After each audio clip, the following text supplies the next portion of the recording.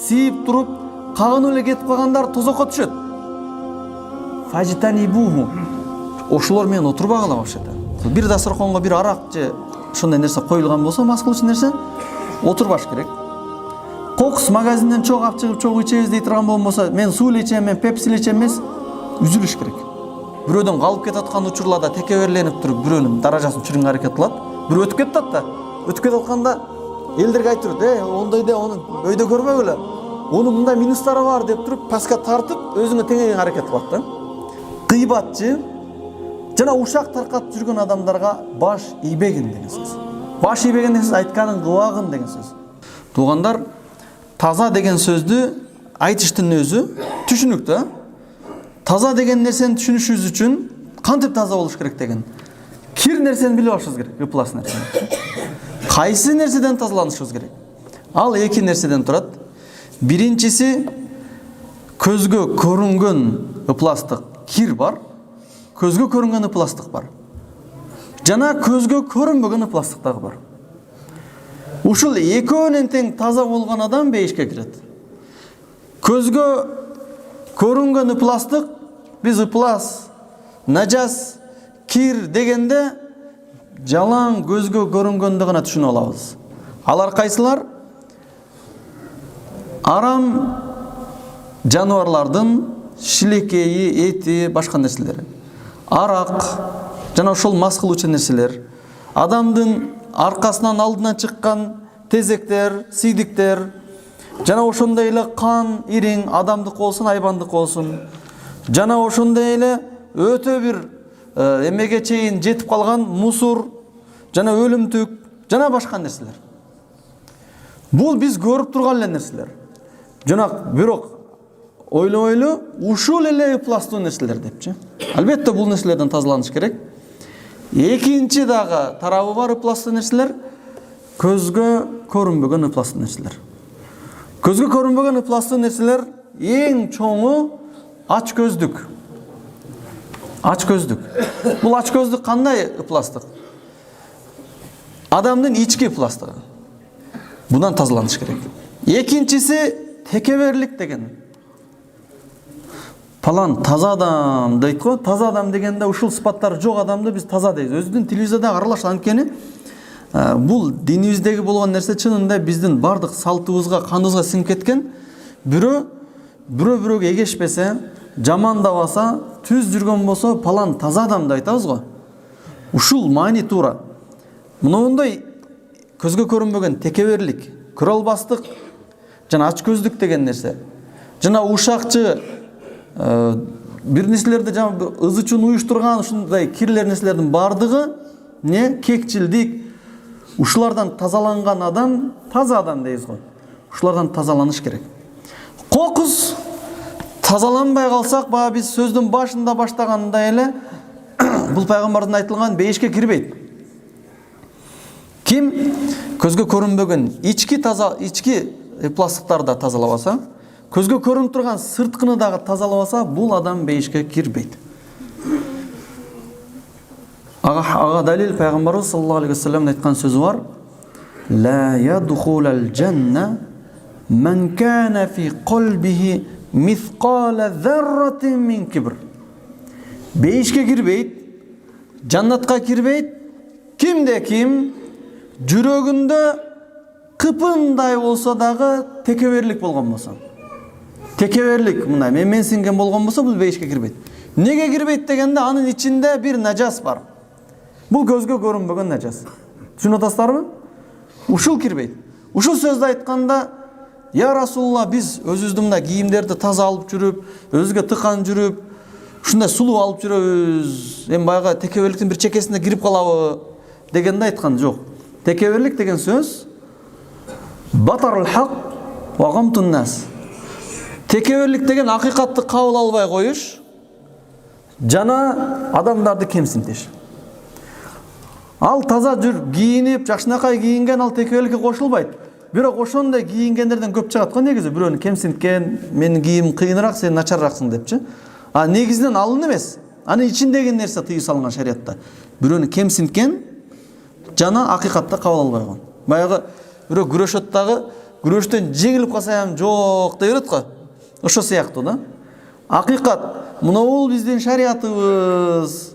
Мул тууру десе ошону кабыл албай коюш, кээде напсиге жакпай калып, башка калып, ушул нерсе кибир, текеберлик деп аталат.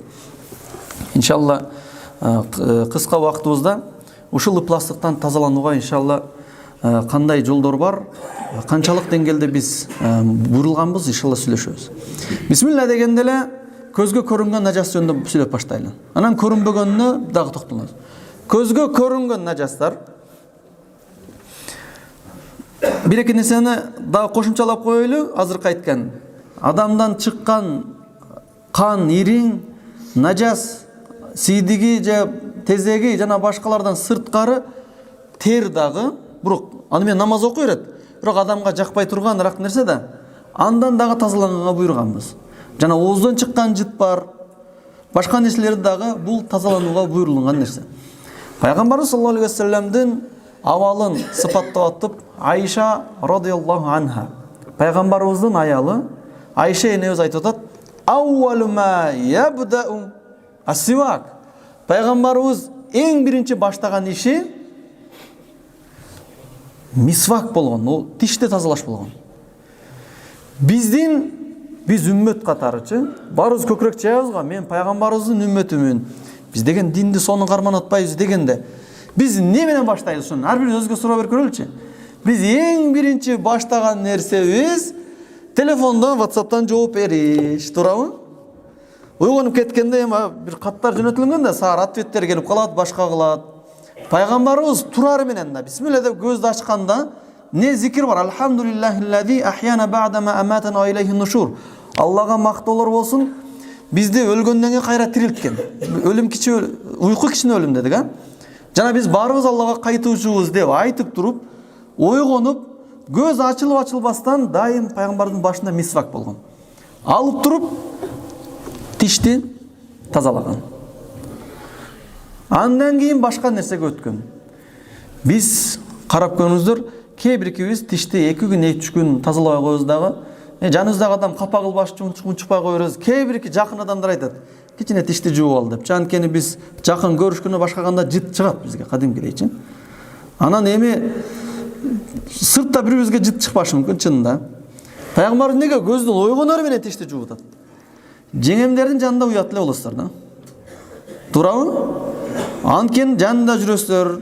Эми онун жакын эле өп деле коюшуңар мүмкүн, бирок жыт чыгып турат. Парк кетти ошо мененчи. Анан айтасыздар, айтканды кылып айтат, тогутпаса айтканды кылып айтат. Адам кемчилдигин көргөн сайын аны башкалар тогутпай кала берет да. Пайгамбар ушул нерсеге дагы ушар болгон да. Эркелетесиздер да, туурабы? Эркелетиш үчүн сиздер дагы жыттуу болушуңуздар керек. Пайгамбарыбыз жанында мисвак жана атыр болуп турган. Турары менен анткени мисвак не кылат? Тишти не кылат? Тазалайт, жыттантпайт. Азыркы учурда колдонгон паста бар го, зубный паста деле ошонун ордун басат. Ага кошумча мисвак иштетип койсоңуздар да эчтеке болбойт. Анткени пастаны атайын эртең менен раковинанын алдында барыш керек, жууш керек. Шашыш болуп калса алып кетиш керек болуп калат го. Буда дайым бар.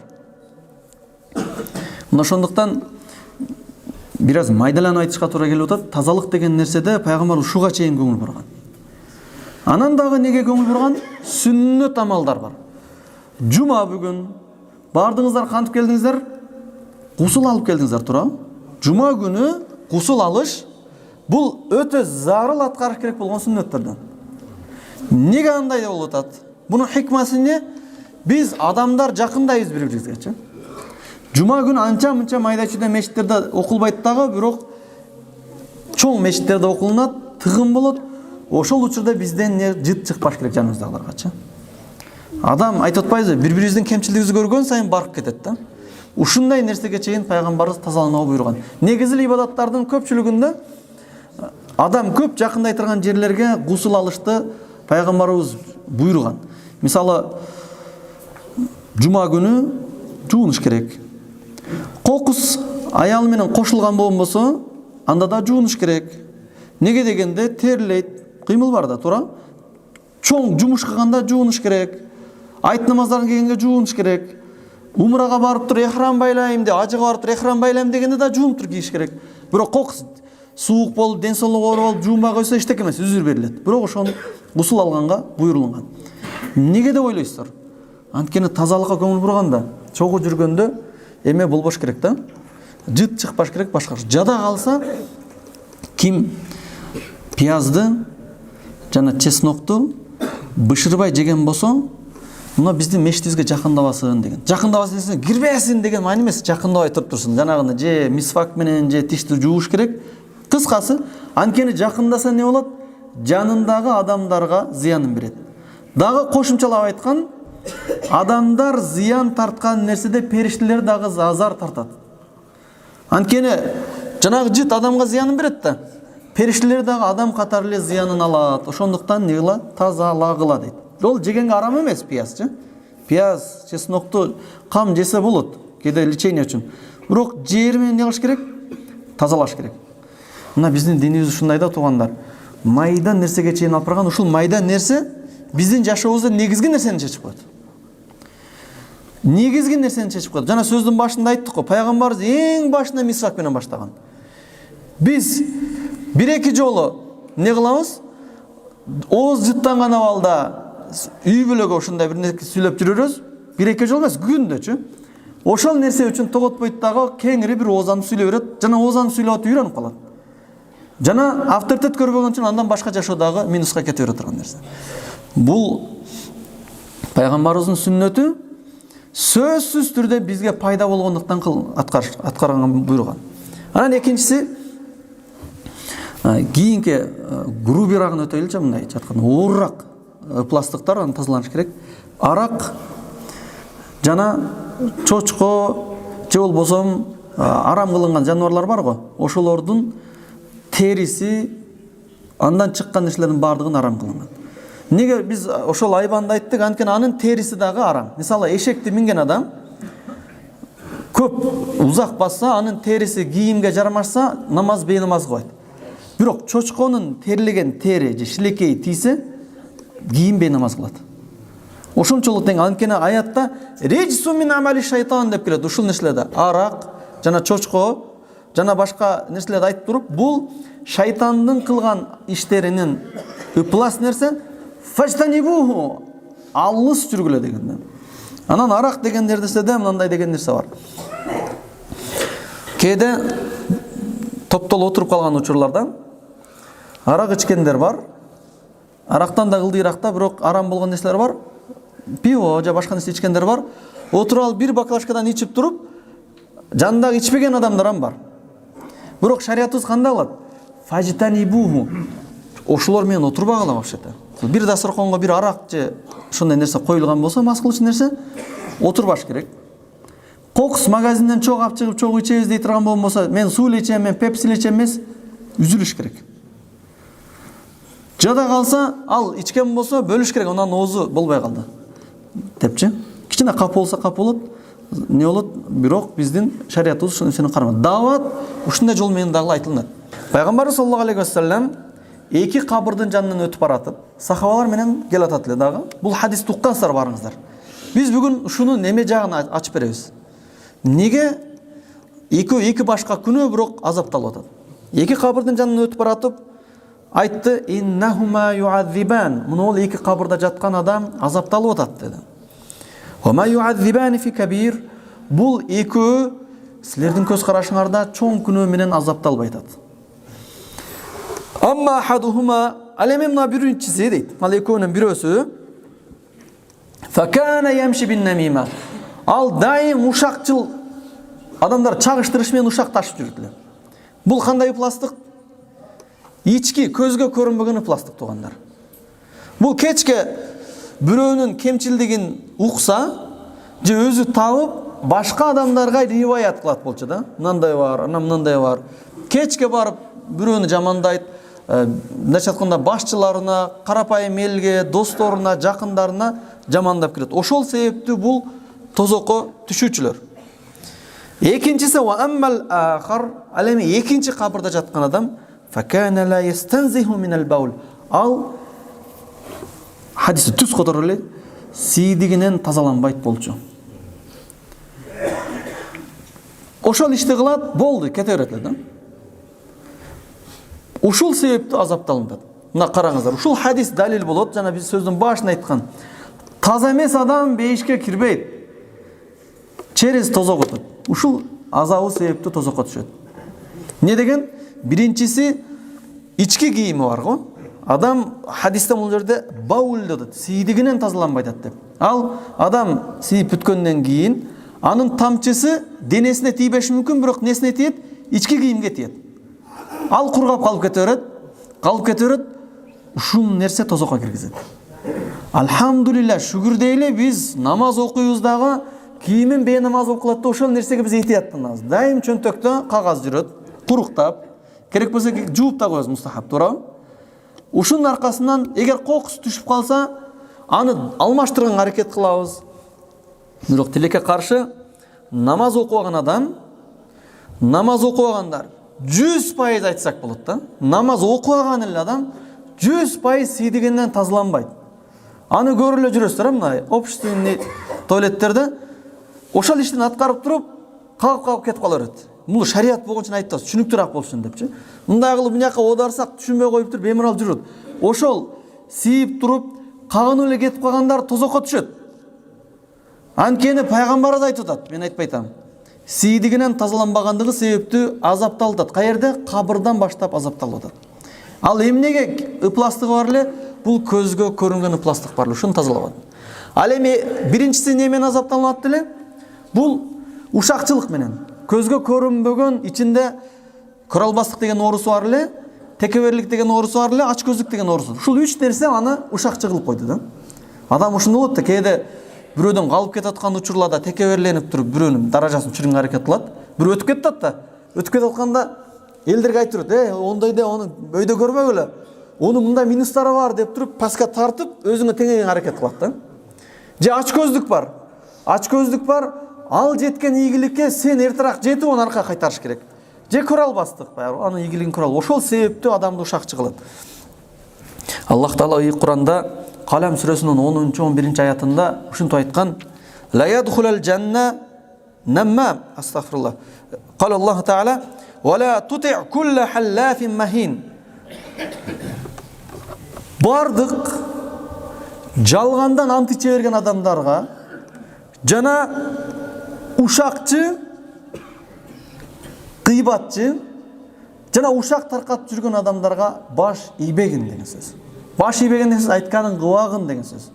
Бул мындайча айтканда көбүрөөк мындайча айтканда жетекчилик айтат. Жетекчиликке нелер жеткирет? Ла тути, онун айтканын кылба дейт. Кимди? Кулла халлафин махид. Ант иче берген жалганданчы. Ушул жашка жетип мен жалган айта билем. Аллага ант, мен чындап айттайын. Же болсом шариятыбызда жок болгон ант бар. Өлүп кетейин агары, бир бала урсун, нан урсун, бычак урсун дей берет го. Ошолордун айтканын кылба деп Алла Таала Куранда айтты. Алар үтүрмөй эле келет. Хаммаз кыйбат кылат. Не кылат? Бирөөнү айтып келет да. Өткөндө палам мындай болду. Койчей десе, чын мен жалган сүйлөйүнбү? Машшаин бинаим намим, ушакчылык менен жүрөт. Кечке, колдон келишинчечи. Бул эме жетекчилик эле эмес. Көбүрөөк жетекчиликке көбүрөөк айтылат да бул нерсечи. Барып кээде анын ордун талашып, же бир нерсени талашат дагы, үйдө да адамдар көбүрөөк айтат го. Бирок бул катардагы бири-бирине даражасы тең болгон адамдарга деле бул өкүм бирдей. Мисалы бирөөнү айтып атат да. Ол мынандай да, бул тигиндей да, мындай да дегенге таасирленбе деп атат да. Ла тути деген моюнсунба деген сөз коп деп айтканын кылып койбо деген маани эмес. Угуп алып, уккандан кийин 2-3 мүнөткө чейин талкуу кылып, чыны өткөндө мага деле мынткен болчу. Балким сизге настроениясы жогуна эле мынтып койгондур да. Ошондой укпа. Аны кандай кылыш керек? Эгер кимдир бирөөнү жамандап аткан болсо, бул ички нажас. Ошону сиздин чөнтөгүңүзгө салып атат. Түшүнөсүз да? Көзгө көрүнгөн нажас болсо, мисалы да, бирөөнүн тезеген алып келип туруп сиздин чөнтөгүңүзгө, колуңузга салып бересиз, аласызбы? Албайсыз да, туурабы? Ошо сыяктуу эле аны алып келип атат кемчилдигин. Мына жерде алдап койду, мына жерде жерин кошуп алды, мына жерде falan сөгүп койду десе аны алба, токто депчи. Сен жаман көрөрчү депчи. Мага айтпа бирок. Мага айтпай жаман көрөр аны. Сага жакпайт экенби? Болду, жаман экен, билдим, демек жаман экен, всё бүттү. Ал жаман, бирок жамандыгы өзүңөн ашпасын. Неге дегенде башка да аят бар да. Ла ягтаб ба'дукум ба'да деген аят бар. Бири-бириңерди гыйбат кылбагыла. Силер айухиббу ахадукум ма я'кула лахма ахи. Ошол бир тууганыңардын этин жешти каалайсыңарбы? Өлтүрүп коюп. Мисалы, жакын адамыңыз өлүп калды. Бардык адамдар тазия билдирип атат, сиз барып туруп зомби кошуп жей аласызбы элестетин? Тепкилеп кууп чыгат ошондой кылсаңыз, туурабы? Жаң өлдү. Эми каны да тарай элек деп тиштеп жеп атсаңыз. Бул кандай деген адам болдуңуз? Алла Таала Куранда ошондой айтат. Анткени ал көзгө көрүнгөн нерсе да, аны эч ким жебейт да. Астагфирулла, мен жебейм депчи. Мисал айтабыз да. А бирок ошо жөнүндө сүйлөгөндө куд ушинтип жегендей эле болуп калат. Экөөнүн деңгээли бирдей да. Неге мен баягындай коркпой айтып атабыз?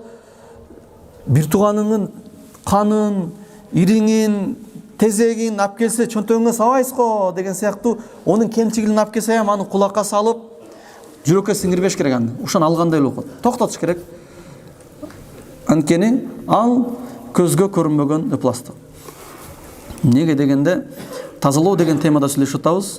Биз тазалоо дегенде сөзсүз түрдө өзүбүз жакшынакай чыкып, кийинип, жуунуп, нажастыдан таза жүрүп, айлана чөйрөнү тазалап коюш эле тазалык эмес туугандар. Бул көзгө көрүнгөн тазалыгы. Бир тарабы, куштун эки канаты бар, туурабы? Оң канаты ушул. Сол канаты көзгө көрүнбөгөн ушундай нерселер. Өзү негиз өзүбүздүн айыптарыбыз жетиштүү. Алла Таала бизди Куранда эсептеп берген биздин кемчиликтерибиз. Биз олуп кетме адатыбыз бар. Көрө албастык адатыбыз бар.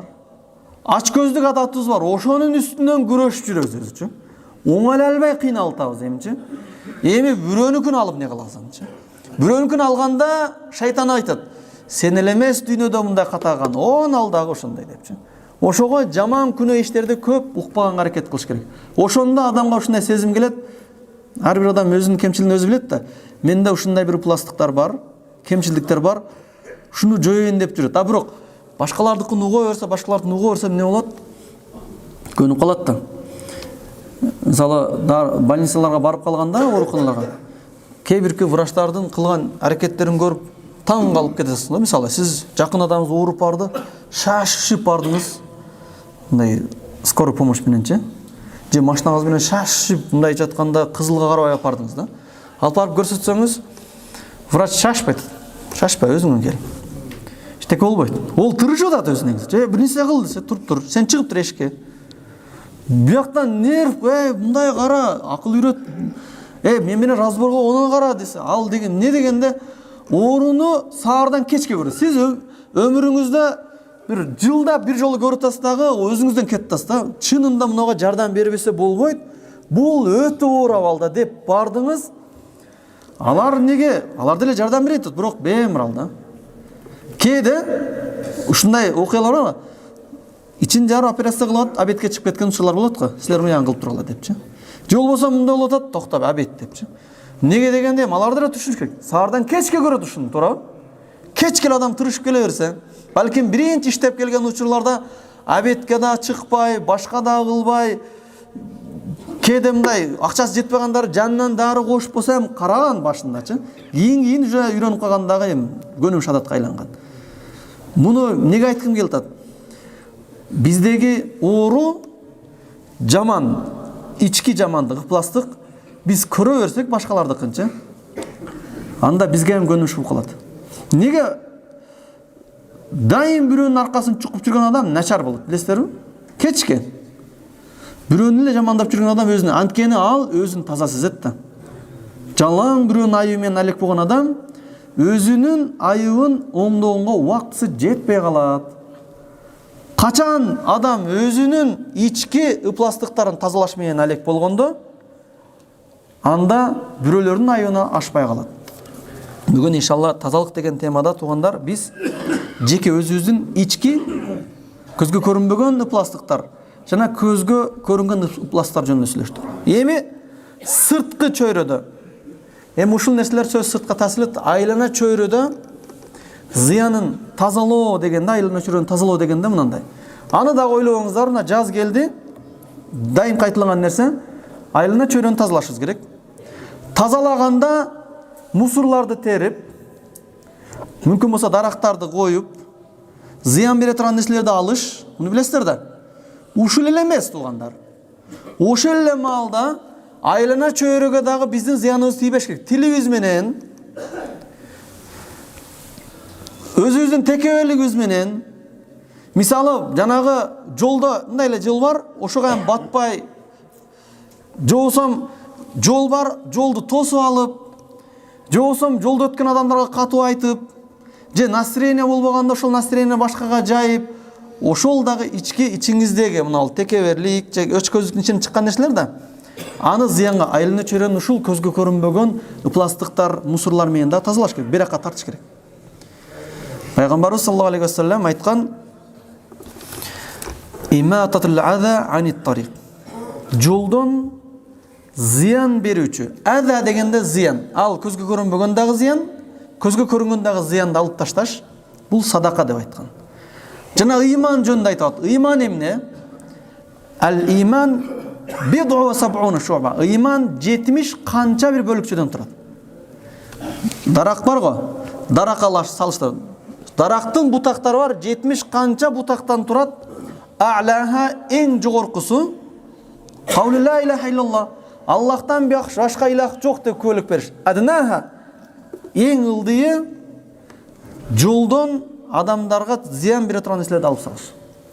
Мусорду алып салыш да. А таштап коюш башка кылыш, ошол нерсеге, ошол ыймандын ошол бөлүкчөсүн чыгарып салыш эсептелет. Жолдон өтүп баратасыз. Азыр мисалы чоң камаздар жүктөп кетип атып, баягында майдачада мусор түшүп калат, кирпиче түшүп калат, же мындай зымы бар, арматура неме калган нерселер түшүп калат. Мынтип айланып өтүп кетерсиздер, мындай. Айланычы. Болду, мен өтүп кеттим, болду да. Же ортосун салып өтүп кетип кала бересиздер да. Бирок жолдон өткөндөрдүн бардыгы ошо туура эмес деп өтөт. Анан кокус шарт токтой калып, жүгүрүп келип жанагын алып ыргытып атсаң, бардыгы мактап өтөт, сигнал берет, молодец деп өтөт. Ол деген сөз бардыгы туура деп өтөт менсин. Бирок неге кылынбайт? Анткени ушул ыйман да ошол нерсени алышчы. Бирок ошол нерселерге зыянды коюш бул айлана чөйрөдөгү ыпластыкты жайылтуу болот.